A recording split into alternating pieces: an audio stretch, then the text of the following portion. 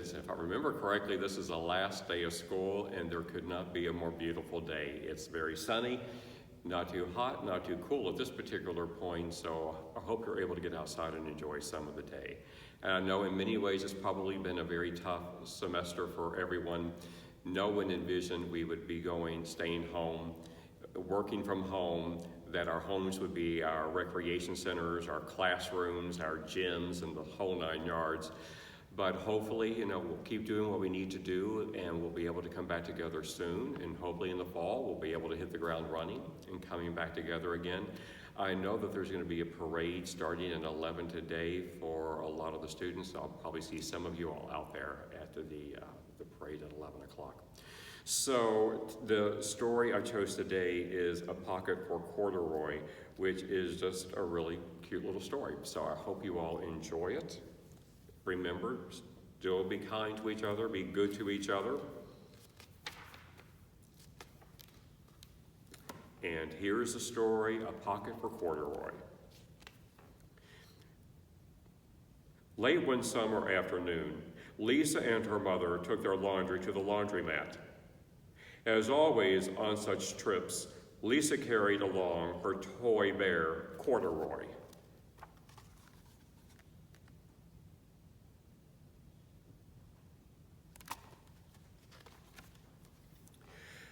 The laundromat was a very busy place at this hour.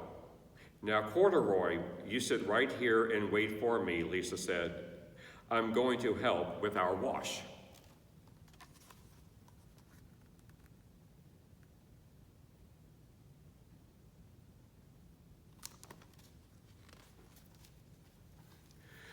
Corduroy waited patiently. Then he suddenly perked up his ears.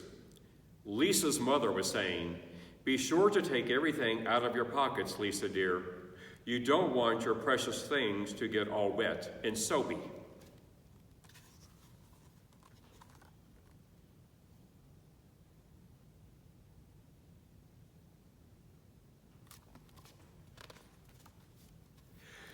Pockets? Said Corduroy to himself. I don't have a pocket. He slid off the chair. I must go find something to make a pocket out of, he said, and he began to look around.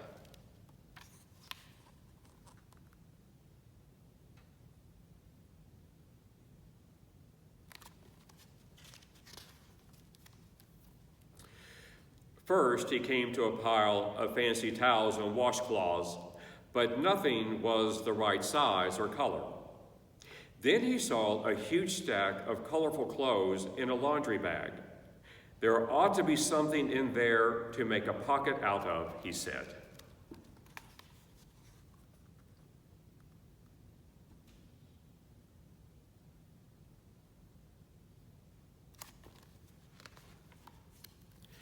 Without hesitating, he climbed inside the bag, which was filled with pieces of wet laundry. The dampness didn't bother Corduroy in the least. This must be a cave, he said, sighing happily.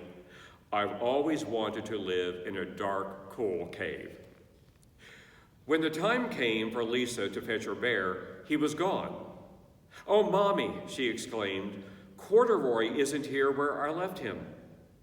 I'm sorry, honey, said her mother, but the laundromat will be closing soon, and we must be getting home.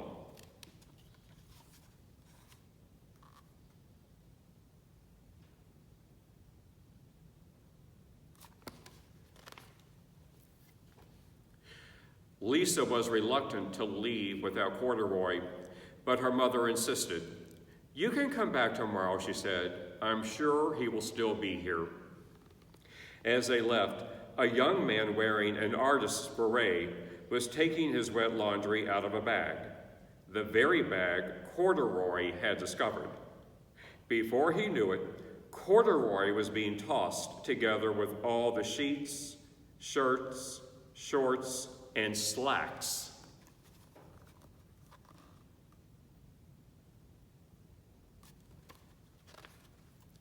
Inside the dryer. But just as the artist was shutting the glass door, Corduroy tumbled out onto the floor. How in thunder did that bear ever get mixed up with all my things, the artist wondered.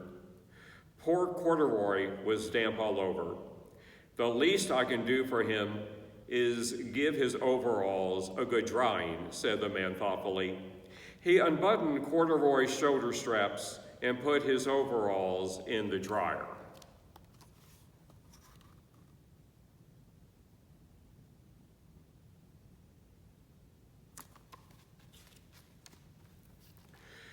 Corduroy grew dizzy as he watched the clothes spinning around, but the artist became inspired.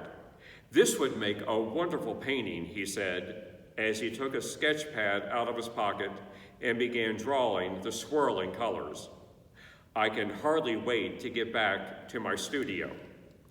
Finally, the dryer stopped whirling, and the man gathered up the clothes. Then he helped Corduroy put on his warm, dry overalls. All at once, the manager of the laundromat called, "Closing time, everybody out."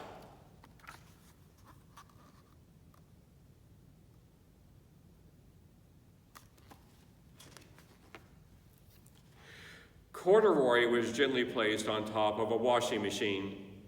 "I wonder who that bear belongs to," said the artist as he was leaving. "Seems to me he should have his name someplace.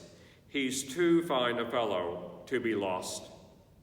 As soon as the lights were turned off, Corduroy began his search again. He was surprised to see something white glowing in the dark. "Maybe it's snow," he said excitedly. "I've always wanted to play in the snow."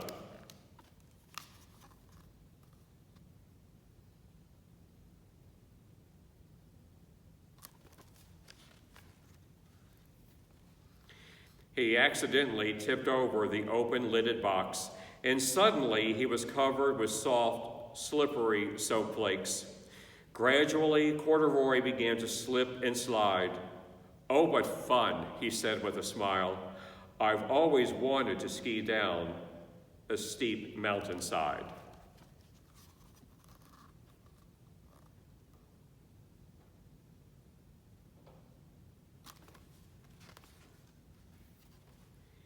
He landed paws first in an empty laundry basket. "This must be a cage," he said, peeking through the bars. "I've never wanted to live inside a cage like a bear in the zoo." But by now, Corduroy felt drowsy, and soon he nodded off to sleep.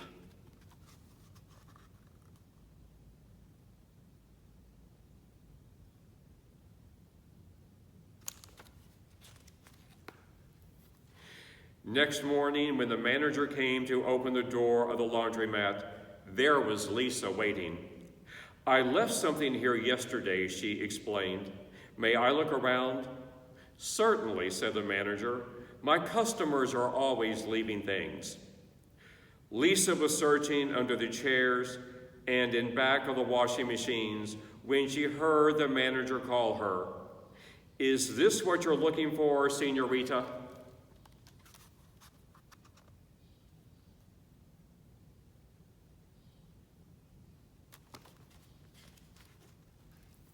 "Yes, yes, he's my best friend," shouted Lisa as she came running. She reached in and picked Corduroy out of the basket. "So this is where you've been, you little rascal," she said. "It's time I took you home." Lisa thanked the manager and ran out the door and down the street, holding Corduroy tightly in her arms.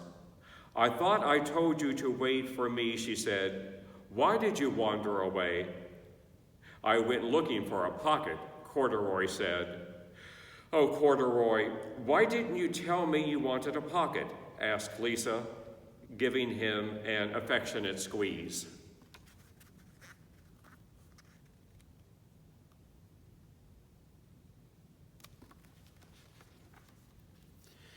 That very morning, Lisa sewed a pocket on Corduroy's overalls. "And here is a card I've made with your name on it for you to keep tucked inside," she said. "I've always wanted a purple pocket with my name tucked inside," said Corduroy, as he and Lisa nuzzled noses.